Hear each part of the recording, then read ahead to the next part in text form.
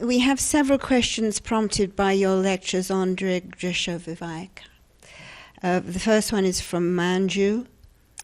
According to the Drisha Viveka, the mind is observed, and I, the witness, consciousness, am the observer. Hence the mind is the object, and I am the subject. But without the mind, this knowledge of object and subject cannot take place. Does this mean that the mind is the subject and object at the same time? It contradicts the principle of observer and observed being separate as per Drisha Viveka. Okay. Manju, you have put the question very well. It's a good question. If you think seriously about these things, this question has to come. You know what the question consists of? Drisha Viveka says the observer and the observed are separate. Clearly, it works very well when you say, the first verse of the Drisha Viveka says, the world of forms is the observed and the eyes are the observer and they are separate. That's different, this is different. Clear enough.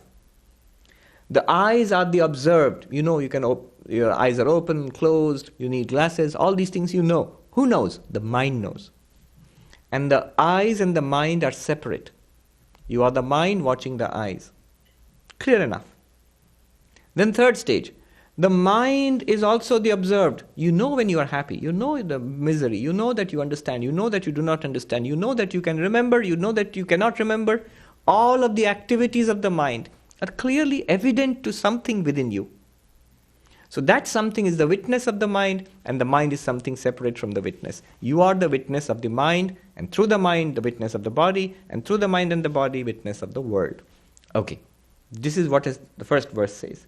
Now here, a discerning person will say, hold on. Eyes are separate from the object, clear enough. Okay. One step back. Eyes are separate from the mind, eyes are a different entity, mind is a different entity, clear enough. Because the mind observes the eyes. But the thoughts of the mind are evident to me. Isn't it the mind itself observing the mind? Why are you saying that there is a witness apart from the mind? Right? That's the question. It's an important question. If you actually understand the question, you are halfway towards enlightenment. And if you get the answer to the question, you are enlightened.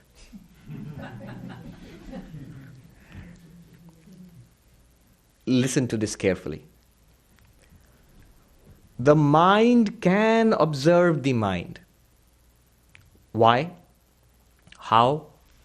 You see, what's the function of the mind? What's the function of the eyes? To see. What's the function of the ears? To hear. What's the function of the mind? To think. The eyes see. See what? Forms. The ears are used to hear. Hear what? Sounds. The mind is used to think. Think what? Think about anything. The mind can think about the world. It can think about you. It can think about this place. But the mind can also think about other thoughts. I am so unhappy. I am stewing in my own unhappiness. That unhappiness is where? In the mind. And when I reflect upon my unhappiness, mind is thinking about the unhappiness. The mind itself thinks about the unhappiness in the mind. So the one thought is thinking about another thought. Are you with me so far? This is called introspection. It's called introspection. And remember, it's a function, a capacity of the mind. It can think about the world outside, it can think about the mind itself.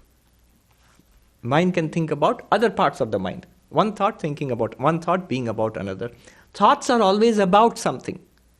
That something could be external, it could be internal also. When it is internal, the word you use is introspection. I'm introspecting. I'm looking into the contents of my mind. It is mind watching mind, clearly. It's one of the functions of the mind. But note that you are not always introspecting. Are you always looking into the contents of your mind? You understand the question? Sometimes you are absorbed in the world. When you are watching an absorbing game, when you are listening to an absorbing talk, you are not looking into the thoughts in your mind. You should be absorbed in the object. And somebody is performing, a skilled surgeon is performing a difficult operation for hours together. The mind is completely absorbed in the action. He better not be introspecting. Yeah. What are my feelings like? Am I watching the breath? No. Keep your mind on the operation. Okay, now we are ready to answer the question. When you are not introspecting, that means when your mind is thinking about something outside, other than your mind, absorbed in something outside, this experience, did you experience it or not? You're not thinking about it, but did you experience it or not? Now there will be a sound. Did you hear it? Now when you think that I heard it, you're getting a memory and thinking about it. But when you heard it directly, it was a direct conscious experience, right? Were you thinking about it in your mind? No. You heard it directly as a conscious experience.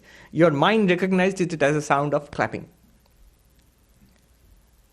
And then when you look inside, okay, I remember I just experienced the Swami clapping his hands. That's the mind thinking about another thought. In both these cases, there is experience. Something is experiencing these things. When the mind is looking and thinking about things in the world, it is experienced. By what? When the mind is thinking about another thought, both of these are experienced. By what? Do you see? That one is the witness. That one is not the mind thinking about the mind. Mind thinking about the mind is one capacity of the mind. It's called introspection. But the witness is what illumines when the mind is not thinking about the mind, a sudden experience of the clap of a sound, yes. Then when you think about that experience of hearing a clap, mind is thinking about the mind, that is also illumined by the same witness. What is that witness?